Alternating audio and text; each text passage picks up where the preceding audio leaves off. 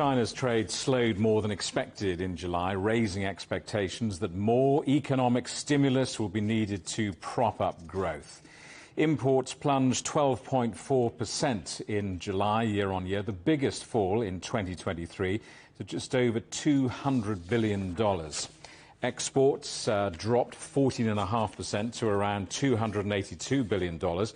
That represents the fastest decline in exports since early 2020. Mark Ostwald is Chief Economist and Global Strategist at ADM Investor Services. Good to see you again, Mark. Well, this is all a bit disappointing. What's going on? Well, to some extent, I think it's probably exaggerated in terms of some of the import weakness, which, import weakness always points to weak domestic demand. Some of it's just due to higher prices, discouraging buyers, some other factors due to the seasonality of agricultural imports. But I think, overall, really, what it's telling us, you've got exports to the US down more than 20%, exports to the EU down more than 20%. That really tells the biggest story of the lot. One would have to try and work out to what extent that reflects actually active attempts by the EU and the US to actually diversify their imports, and to what extent it reflects weaker demand. I think it's a bit of both.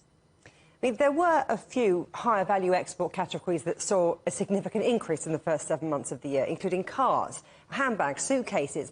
Is that enough, do you think, to change the growth outlook?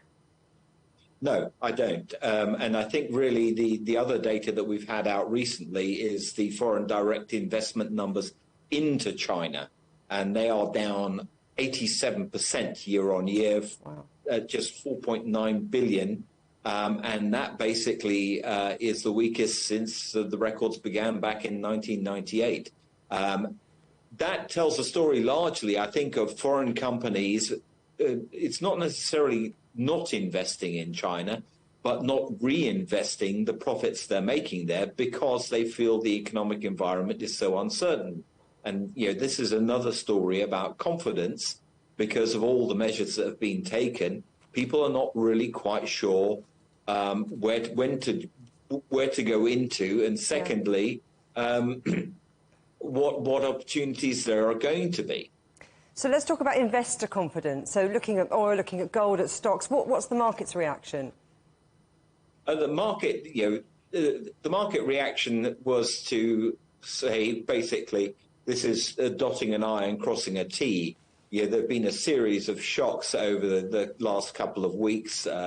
The Japanese yield curve control change, the downgrading of the US debt, the downgrading of US bank ratings, and indeed that Italian bank levy. And confidence is basically starting to wane. And, it comes on top after a sustained period of people being very disappointed by the growth in China this year so far.